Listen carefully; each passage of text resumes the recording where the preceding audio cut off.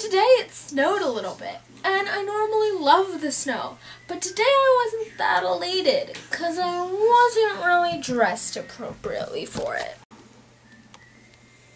But in the meantime, snow danced! Let it snow, let it snow, let it snow! Greetings, fellow Earthians! My name is Rachel Aspin, and it is the weekend, which means you get to spend the next 2 minutes staring at my face. Now today I'm going to make a sequel to a video that went up on my side channel a while back where I talked about this crazy dream I had. Now I'm going to be talking about another crazy dream I had, but this one's better. So the dream starts off with me and my parents going to the zoo. And we went to the little ticket booth. And there was a little wooden bridge connecting where the ticket booth is to where the actual zoo is. So I was getting ready to go to the zoo when people started climbing on the outside of the bridge. But the odd thing is I wasn't really concerned about it. But one of my friends was climbing on the outside of the bridge and she came over to me and she started rocking the bridge back and forth. Now I have a stuffed animal, this one, and I just had him tucked under my arm this entire time. So she was rocking the bridge back and forth and I said, "No, stop rocking the bridge back and forth. Either I'm gonna fall or I'm gonna drop my stuffed animal, and both of those would be really bad." And all of a sudden my stuffed animal just leaped out from under my arm and fell into the water. But then he just appeared back under my arm, and that was all of that part of the dream I remember. Later in the dream though, there was like a haunted trail at this zoo. So my parents and I were going on the haunted trail, and I don't really remember a lot of that, except that one of the stops on the haunted trail was called Waterloo.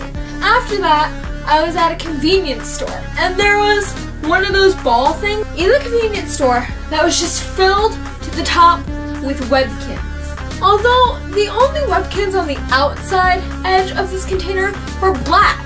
So if you looked at it straight on, it just looked like there was a giant black cloth.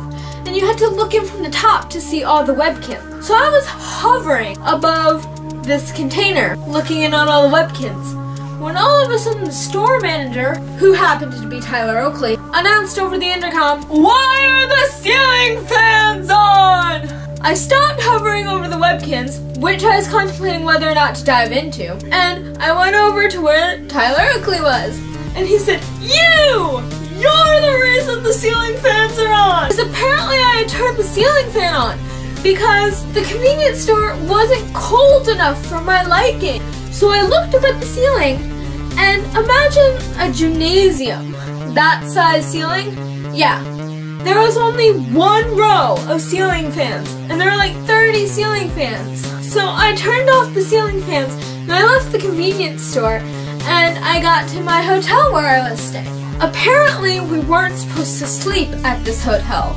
So Tyler Oakley, who also owned the hotel, said, "You can't sleep at this hotel, so just download this app and then you won't sleep." So I downloaded the app onto my DSi. So in the app, you had a baby, and the baby was like a little emoji baby face, and it just kept crying. And so you either had to give it Dentures or toothpaste or food, that's supposed to be a bottle, to get it to stop crying. I kept giving it the Dentures, and it wouldn't stop crying. So eventually, I started giving it the toothpaste, and it stopped crying.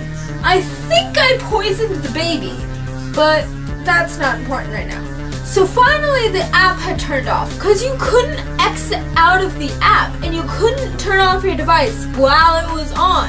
Eventually, I got some sleep, though, after I killed the baby. I woke up the next morning in my dream and I wanted breakfast, but I couldn't get breakfast because I didn't want my parents to be mad at me for leaving the hotel room, and I didn't want to wake them up to get breakfast. And I left my hotel room and I got to the continental breakfast area, and I poured myself a bowl of Frosted Flakes and I poured in the milk, and I turned around to see my mom eating breakfast with my uncle and my grandfather. And she said, "Oh, sweetie, we knew that you were going down to eat breakfast.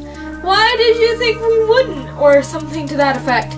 And that's when I woke up. In conclusion, I have some of the oddest dreams ever.